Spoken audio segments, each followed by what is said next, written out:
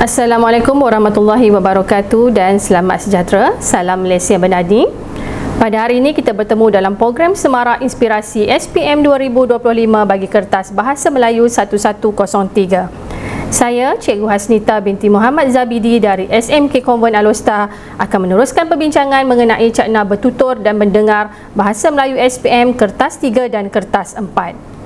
Baik, objektif PDP kita pada hari ini adalah untuk mendedahkan situasi bertutur secara formal kepada murid, membentuk kemahiran bertutur secara berkesan, bermakna dan bertata susila, melahirkan murid yang boleh bertutur dengan menggunakan laras bahasa yang betul. Baik, ujian bertutur bahasa Melayu kita pada tahun ini dijadualkan pada 3 hingga 6 November 2025. Baik, ujian lisan bertutur terdiri daripada individu, analytical holistik dan berkumpulan juga secara analytical holistik. 30 markah untuk berkumpulan 12 hingga 15 minit dan 40 markah bagi individu 3 hingga 5 minit. Calon tidak dibenarkan membawa sebarang alat tulis, nota, peranti dan buku catatan ke dalam bilik ujian. Baik, ujian bertutur individu, penskoran permarkahan penuh individu ialah 40 markah dan dinilai secara analytical holistik berdasarkan 4 konstruk berikut. Yang pertama, tata bahasa dan kosakata. Yang kedua, sebutan, intonasi dan nada. Ketiga, kefasihan dan kelancaran. Keempat, idea dan bermakna. Baik, untuk tafsiran secara individu di dalam bilik menunggu, calon diberi satu bahan ransangan yang mengandungi gambar dan petikan untuk dibaca semasa berada di dalam bilik menunggu. Calon diberi masa 3 minit untuk membaca, meneliti dan memahami bahan ransangan tersebut dengan diawasi oleh pengawas. Setelah cukup masa 3 minit membaca secara mentalis, calon akan bergerak ke bilik ujian tanpa membawa bahan ransangan yang telah dibaca. Maksudnya di sini, calon perlu faham, baca dan faham petikan dan teliti gambar yang diberi. Ini keadaan dalam bilik ujian tafsiran bertutur secara individu. Di bilik ujian, calon akan membaca secara mekanis bahan ransangan yang telah dibaca di bilik menunggu sebentar tadi di hadapan 2 orang pentafsir. Maksudnya di sini dalam bilik ujian, calon perlu membaca secara kuat dan tenang. Jangan baca terlalu laju.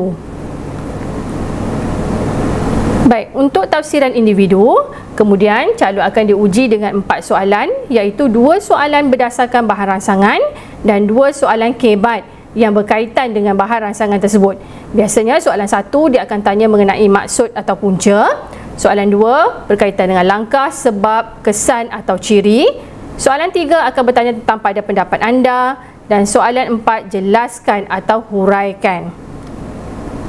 Baik, ini contoh untuk soalan individu, tema kebudayaan, kesenian dan estetika, gambar berkaitan dengan seni batik. Baik, batik secara umumnya dikenali sebagai seni menghias corak kain dengan motif hiasan dan bahan pewarna khusus. Seni batik ini dihasilkan dengan menggunakan teknik mencorak tekstil melalui proses penerapan lilin dan pencelupan benang. Seni batik berbeza-beza mengikut negara dan budaya di sesuatu kawasan. Di negara ini, batik digunakan secara meluas sebagai pakaian harian, kain sarung atau kain majlis keramaian dan majlis formal. Selain itu, masyarakat juga menggunakan batik sebagai alas meja, sarung cadar dan selendang untuk kegunaan harian. Bukan itu sahaja, batik turut digemari oleh pelancong asing, malah dijadikan sebagai buah tangan untuk dibawa pulang ke negara masing-masing kerana nilai keseniannya yang unik dan menarik. Hakikatnya, batik ialah lambang identiti bangsa Melayu yang sememangnya perlu dibanggakan dan diraikan merentasi zaman. Baik, ini merupakan contoh soalan individu. Kita lihat dia punya soalan. Soalan yang pertama, bagaimanakah seni batik dihasilkan? Baik, jawapan ada dalam petikan. Seni batik ini dihasilkan dengan menggunakan teknik mencorak tekstil melalui proses penerapan lilin dan pencelupan benang.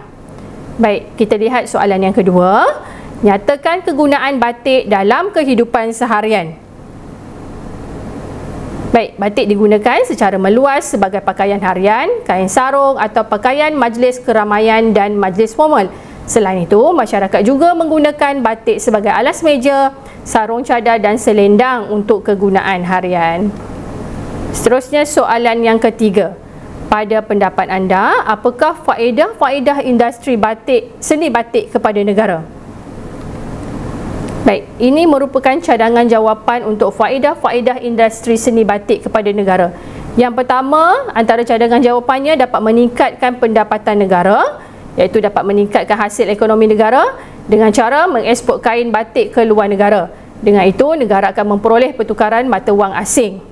Cadangan jawapan yang kedua, memperkenalkan budaya Malaysia ke peringkat antarabangsa.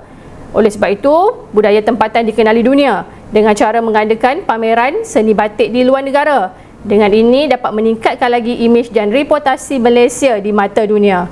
Antara cadangan yang ketiga, mewujudkan peluang pekerjaan. Bila diwujudkan peluang pekerjaan, dapat mengurangkan kadar pengangguran dengan cara membuka kilang atau bengkel pembuatan batik. Dengan ini, rakyat memperoleh sumber pendapatan tetap. Cadangan yang keempat, menggalakkan industri pelancongan. Dengan ini dapat meningkatkan kedatangan pelancong asing dengan cara menyediakan lawatan ke kampung atau ke kilang-kilang batik. Dengan ini, sektor pelancongan dapat berkembang dengan pesat. Baik, ini merupakan cadangan jawapan. Calon boleh ambil satu atau lebih dua untuk menjawab soalan 3. Okey, baik, soalan yang keempat. Huraikan langkah-langkah untuk mempromosikan seni batik Malaysia di luar negara. Baik, ini contoh jawapan yang keempat. Apa langkah-langkah untuk mempromosi seni batik Malaysia di luar negara? Yang pertama, dengan cara menyertai pameran antarabangsa. Memperkenalkan seni batik kepada masyarakat dunia dengan cara menyertai expo tekstil ataupun pameran budaya di luar negara. Dengan ini, batik Malaysia lebih dikenali di pasaran antarabangsa. Yang kedua, mengadakan pertunjukan fashion batik di luar negara. Dengan ini dapat menarik minat mereka fashion dan penggemar seni tekstil dengan cara menjemput mereka terkenal untuk menghasilkan rekaan pakaian daripada batik Malaysia. Oleh itu, batik Malaysia akan menjadi pilihan dalam industri fashion dunia. Baik, yang ketiga, antara langkahnya menggunakan platform media sosial. Merupakan kaedah yang digunakan supaya dapat mempromosikan lebih luas dan lebih cepat dengan cara memuat naik video dan gambar seni batik di Instagram, Facebook dan TikTok dengan caption yang menarik. Oleh itu dapat menarik minat pembeli dan pelancong asing. Yang keempat, menjalinkan kerjasama dengan kedutaan Malaysia. Dapat memperluaskan jaringan pemasaran di luar negara. Contohnya, kedutaan menganjurkan program Hari Batik Malaysia di negara asing. Dengan ini, seni batik menjadi simbol identiti budaya Malaysia di mata dunia. Okay, ini merupakan cadangan jawapan yang keempat. Langkah-langkah maksudnya calon kena ambil lebih daripada satu langkah. Baik, ini merupakan contoh tafsiran individu. Contoh yang kedua, tema keselamatan, gambar berkaitan dengan kemalangan jalan raya. Kemalangan jalan raya merupakan antara cabaran sukar yang perlu ditangani. Malah, baru-baru ini media massa melaporkan negara kita telah mencatatkan satu kematian akibat nahas jalan raya bagi setiap 84 minit. Pada tahun 2015, nisbah kematian 2.55 direkodkan bagi setiap 10,000 kenderaan berdaftar berbanding negara maju seperti United Kingdom dan Australia yang mencatatkan kurang daripada 2 kematian untuk setiap 10,000 kenderaan berdaftar. Namun, pakar percaya bahawa kebanyakan kes kemalangan jalan raya dapat dielakkan jika pemanduan defensif menjadi amalan pemandu kenderaan dan penunggang motosikal di negara ini. Hal ini dikatakan demikian kerana punca utama kemalangan yang dikenal pasti ialah memandu terlalu laju, memandu ketika berada dalam pengaruh alkohol atau dadah, memandu secara sembrono dan pemanduan yang kurang cekap. Ini merupakan petikan bagi contoh yang kedua. Baik, kita lihat soalan yang pertama. Nyatakan nisbah kematian akibat kemalangan jalan raya pada tahun 2015. Jawapan ada dalam petikan. Pada tahun 2015, nisbah kematian 2.55 direkodkan bagi setiap 10,000 kenderaan berdaftar berbanding negara maju seperti United Kingdom dan Australia yang mencatatkan kurang daripada 2 kematian untuk setiap 10,000 kenderaan berdaftar. Itu jawapan yang pertama. Baik, soalan yang kedua, apakah punca utama berlakunya kemalangan jalan raya? Baik, punca utama kemalangan yang dikenal pasti ialah memandu terlalu laju, memandu ketika berada dalam pengaruh alkohol atau dadah, memandu secara sembrono dan pemandu yang kurang cekap. Ini jawapan yang kedua. Baik, kita teruskan dengan soalan yang ketiga. Pada pendapat anda, apakah langkah-langkah keselamatan bagi mengelakkan kemalangan jalan raya? Baik, ini merupakan antara cadangan jawapan langkah mengelakkan kemalangan di jalan raya. Yang pertama, perlu mematuhi peraturan lalu lintas. Dengan ini, pengguna jalan raya lebih berdisiplin dan teratur. Contohnya berhenti di lampu isyarat merah, mematuhi had laju dan menggunakan lorong yang betul. Dengan ini dapat mengurangkan risiko pelanggaran dan kemalangan. Okey, baik. Cadangan yang kedua, menyelenggara kenderaan secara berkala. Kenderaan berada dalam keadaan baik dan selamat digunakan. Contohnya memeriksa brek, tayar lampu dan enjin sebelum perjalanan. Dengan ini dapat mengelakkan kerosakan kenderaan di tengah jalan yang boleh menyebabkan kemalangan. Okey, baik, cadangan jawapan yang ketiga, tidak menggunakan telefon bimbit ketika memandu. Pemandu lebih fokus kepada jalan raya. Jadi menggunakan peranti bebas tangan, hands free, atau berhenti di tempat yang selamat jika perlu menjawab panggilan. Dengan ini dapat mengurangkan risiko kehilangan kawalan kenderaan. Yang keempat, menggunakan alat keselamatan, mengurangkan kecederaan jika kemalangan berlaku. Contohnya di sini, penunggang motosikal boleh memakai topi keledar dan pemandu kereta pula boleh memakai tali pinggang keledar. Dapat menyelamatkan nyawa dan mengurangkan kecederaan parah. Baik, untuk soalan yang keempat, huraikan peranan ibu bapa bagi mendidik anak-anak tentang keselamatan di jalan raya. Jadi, soalan keempat dia tanya peranan ibu bapa. Okey, baik. Yang pertama, cadangan jawapan yang pertama, memberi didikan awal tentang peraturan jalan raya. Dengan ini, anak-anak dapat mengetahui peraturan asas jalan raya. Contohnya, mengajar anak mengenal maksud lampu isyarat, lintasan zebra dan papan tanda. Jadi, anak akan lebih peka dan berdisiplin di jalan raya. Yang kedua, ibu bapa sendiri perlu menjadi contoh dan teladan yang baik kepada anak-anak. Ini disebabkan anak-anak akan meniru tingkah laku positif ibu bapa. Jadi, contohnya ibu bapa mematuhi peraturan lalu lintas dan mengamalkan sikap berhati-hati ketika memandu atau menunggang motosikal. Dengan ini, anak-anak terdorong untuk mengamalkan keselamatan jalan raya. Cadangan jawapan yang ketiga, mengawasi pergerakan anak di luar rumah. Dapat mengurangkan risiko anak berada di kawasan jalan raya tanpa pengawasan. Contohnya, menghantar dan mengambil anak dari sekolah ataupun aktiviti luar. Oleh itu, anak akan berada dalam keadaan yang selamat dan terkawal. Okey, yang keempat, cadangan jawapan yang keempat, ibu bapa bolehlah memberi nasihat dan peringatan secara berterusan. Jadi, anak-anak ni sentiasa sedar akan bahaya jalan raya. Contohnya, menegur anak jika melintas tanpa melihat kiri dan kanan atau bermain di tepi jalan. Jadi, anak-anak ni akan lebih berhati-hati dan dapat mengelakkan kemalangan jalan raya berlaku. Baik, ini merupakan rubrik penskoran ujian lisan bertutur secara individu, iaitu secara analytical holistik. Baik, kita ada tahap penguasaan cemerlang, kepujian, baik, penguasaan minimum dan tidak mencapai penguasaan minimum.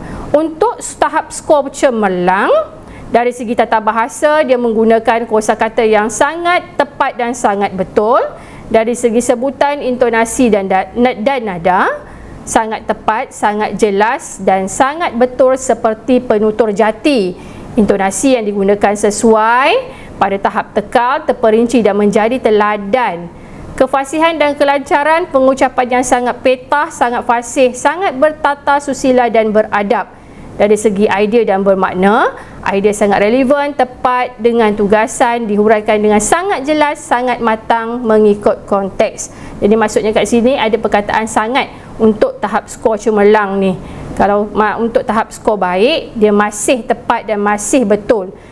Kalau di tahap penguasaan minimum, dia kurang tepat, kurang betul dan kadang-kadang salah. Okey? Dan tidak mencapai tahap penguasaan minimum ni, maksudnya secara keseluruhannya bahasa dan kosakata calon ni agak lemah. Baik, kita teruskan dengan setelah selesai individu bertutur secara individu, calon dikehendaki menyerahkan bahan rangsangan kepada pentafsir sebelum bergerak ke bilik kuarantin untuk persediaan ujian bertutur secara berkumpulan. Maksudnya setelah selesai untuk individu, calon perlu bersedia untuk berkumpulan. Tafsiran secara berkumpulan pula. Baik, ujian bertutur berkumpulan, perskoran penuh kumpulan ialah 30 markah yang dinilai berdasarkan individu dan secara holistik berdasarkan konstruk berikut. Sama seperti individu sebentar tadi. Yang pertama, tata bahasa dan kosakata. Yang kedua, sebutan, intonasi dan nada. Yang ketiga, kefasihan dan kelancaran. Dan yang keempat, idea dan bermakna. Baik, dalam bilik kuarantin, pengawas bilik kuarantin akan memberikan soalan kepada calon untuk berbincang selama 10 minit sebelum diuji di bilik ujian apabila ahli kumpulan telah lengkap 3 hingga 5 orang. Baik, dalam bilik kuarantin ni calon akan berbincang dan diagihkan idea atau isi yang akan disampaikan untuk setiap ahli kumpulan. Jadi perlu gunakan atau peruntukan masa 10 minit tu perlu digunakan sebaik-baiknya oleh calon untuk berbincang bersama-sama dengan ahli kumpulan. Baik, setelah cukup masa 10 minit berbincang, calon akan bergerak semula ke bilik ujian untuk memulakan ujian bertutur berkumpulan. Tunjukkan semangat berpasukan yang kuat dan saling mendorong antara satu sama lain. Baik, untuk tafsiran berkumpulan, perbincangan kumpulan akan berlangsung dalam 2 pusingan. Pusingan pertama, calon akan bertutur mengikut giliran masing-masing. Pusingan kedua pula, calon bebas mengemukakan pendapat. Baik, untuk pusingan pertama, beri isi, huraian, contoh dan penegasan mengikut kehendak soalan. Dalam pusingan kedua, calon bebas mengemukakan pendapat selagi masih mengikut tugasan. Baik, jangan lupa ucapkan salam dan terima kasih sebelum dan selesai sesi dijalankan. Baik, ini merupakan contoh soalan berkumpulan. Baik, tema kesihatan dan kebersihan. Pelbagai pihak memainkan peranan dalam menjaga kebersihan kawasan persekitaran. Bincangkan. Baik, apa kehendak soalan? Kata fokus dia merupakan peranan ataupun tanggungjawab. Tema ialah kebersihan dan kesihatan. Dalam pusingan yang pertama, calon perlu berbincang tentang kata kunci peranan mengikut giliran. Dalam pusingan kedua pula, calon bebas berbincang selagi mengikut tugasan. Maksudnya di sini, untuk pusingan pertama kena berbincang tentang peranan dan dalam pusingan kedua calon masih kena berbincang mengenai peranan. Ya. Okey, baik. Ini yang merupakan cadangan jawapan untuk soalan berkumpulan sebentar tadi. Baik, apa peranannya? Peranan pihak kerajaan. Pihak kerajaan menggubal undang-undang kebersihan, menyediakan kemudahan pengurusan sisa dan menjalankan kempen kesedaran kebersihan. Apa pula peranan oleh pihak berkuasa tempatan PBT? Mengutip sampah secara berkala, menyediakan tong sampah mencukupi dan menguatkuasakan peraturan kebersihan. Apa pula peranan sekolah? Perlu mendidik murid tentang kepentingan kebersihan melalui aktiviti gotong royong, ceramah dan pertandingan kebersihan kelas. Apa pula peranan masyarakat ataupun penduduk? Tidak membuang sampah merata-rata, mengamalkan kitar semula dan menyertai program gotong royong komuniti. Pertubuhan badan bukan kerajaan ataupun NGO mengadakan program kesedaran, memberikan sokongan sumber dan bekerjasama dengan komuniti untuk projek kebersihan. Dan cadangan jawapan yang terakhir dari segi pihak media. Pihak media perlu menyebarkan maklumat dan kempen kesedaran kebersihan melalui televisyen, radio, media cetak dan media sosial. Okey, baik, ini merupakan contoh tafsiran kumpulan yang kedua, temanya keselamatan. Pelbagai pihak memainkan peranan dalam usaha mengurangkan kes kemalangan jalan raya. Bincangkan. Baik, ini merupakan contoh jawapan ataupun cadangan jawapan yang pertama. Pihak kerajaan perlu menggubal dan menguatkuasa undang-undang lalu lintas yang ketat, menambah baik infrastruktur jalan raya seperti lampu isyarat, papan tanda dan garisan jalan, menyediakan kempen kesedaran keselamatan jalan raya secara berterusan. Okey, baik. Apa peranan pihak Jabatan Pengangkutan Jalan JPJ dan Polis Trafik? Menjalankan operasi penguatkuasaan seperti sekatan jalan raya dan pemeriksaan kenderaan, mengadakan pemeriksaan berkala terhadap kenderaan awam dan persendirian, memberikan amaran atau saman kepada pemandu yang melanggar undang-undang. Baik dari segi sekolah, mendidik murid tentang keselamatan jalan raya melalui mata pelajaran dan aktiviti ko-kurikulum, menjalankan program ceramah bersama agensi keselamatan jalan raya, mempamerkan poster dan bahan promosi keselamatan di kawasan sekolah. Baik dari segi pemandu sendiri perlulah mematuhi had peraturan ataupun had laju di jalan raya, tidak memandu ketika mengantuk, letih atau di bawah pengaruh alkohol atau dadah, menggunakan tali pinggang keselamatan atau kerusi keselamatan bagi kanak-kanak. Baik, seterusnya, peranan penunggang motosikal. Penunggang motosikal perlulah memakai topik leda dengan betul dan mematuhi undang-undang. Tidak memotong kenderaan di laluan yang berbahaya, menggunakan lampu isyarat dan lampu hadapan dengan betul. Baik, untuk masyarakat umum perlu menjadi pengguna jalan raya yang berhemah dan bertimbang rasa, memberi kerjasama dalam kempen keselamatan jalan raya, melaporkan kesalahan lalu lintas kepada pihak berkuasa. Baik, dan akhir sekali peranan media sebagai pelantara untuk menyampaikan mesej keselamatan jalan raya melalui televisyen, radio dan media sosial, mengadakan siaran khas atau dokumentari tentang keselamatan jalan raya, menyebarkan maklumat tentang kempen keselamatan jalan raya secara konsisten. Baik, ini pula merupakan rubrik penskoran ujian lisan bertutur berkumpulan. Baik, yang ni dari segi tahap penguasaan dan skor cemerlang. Sama juga seperti individu sebentar tadi, ayat yang sesuai pada tahap teka, terperinci dan dapat dijadikan teladan. Bahasa yang gramatis, penggunaan perkataan dan kosakata yang sangat tepat dan sangat betul. Sebutan sangat tepat, sangat jelas. Intonasi dan nada sangat betul seperti penutur jati. Keseluruhan pengucapan sangat petah dan sangat fasih. Untuk berkumpulan ni kita ada kriteria tambahan. Jadi boleh rujuk di kriteria tambahan untuk kita tengok apa kriteria tambahan untuk melayakkan kita untuk dapat skor cemerlang. Untuk kriteria tambahan cemerlang, amat aktif dan memberikan respon dalam kumpulan, mempunyai keyakinan diri yang tinggi, melontarkan idea baharu yang matang, menggunakan kesantunan berbahasa secara bertata susila semasa membuat celahan, penyampaian amat menarik dan dapat dijadikan teladan. Ini kriteria tambahan. Setiap rubrik tahap penguasaan skor tu kita ada dia punya kriteria tambahan. Yang sangat baik, memuaskan, terhad dan sangat terhad. Baik, setelah selesai tafsiran secara berkumpulan, calon akan diuruskan oleh pihak sekolah untuk tindakan selanjutnya. Baik, kita teruskan dengan kertas 4 iaitu ujian lisan mendengar 1103/4. Baik, untuk ujian mendengar Bahasa Melayu SPM 2025 dijadualkan pada 20 November 2025. Baik, ujian mendengar ni dia mempunyai soalan objektif aneka pilihan, objektif pelbagai bentuk dan subjektif respon terhad. Baik, masa yang diperuntukkan 30 minit dan mendatangkan 30 markah untuk ujian lisan mendengar. Jumlah petikan 4 hingga 6 petikan, satu petikan berdurasi 3 hingga 4 minit. Jumlah soalan yang akan dikemukakan 20 hingga 25 soalan dan masa ujian mendengar ni adalah selama 30 minit. Baik, untuk mendengar, panjang petikan 180 hingga 200 patah perkataan. Baik, calon membaca soalan kali pertama selama 1 minit. Ini merupakan arahan-arahan yang akan dibaca dalam ujian mendengar. Rakaman petikan diperdengar kali pertama. Calon diberi masa 30 saat untuk menyemak jawapan. Calon membaca soalan kali kedua selama 1 minit.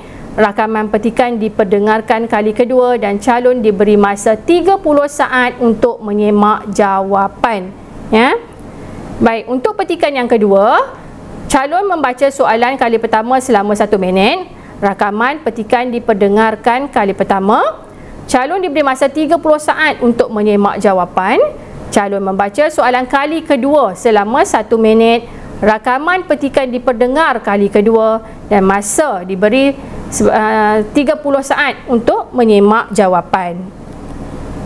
Okey, baik. Ini contoh soalan untuk ujian lisan mendengar, tapi kamu akan diperdengarkan dengan audio, ya. Jadi sebelum ni untuk contoh-contoh soalan, rencana, wawancara, laporan, syarahan, berita, boleh diajukan kepada kamu.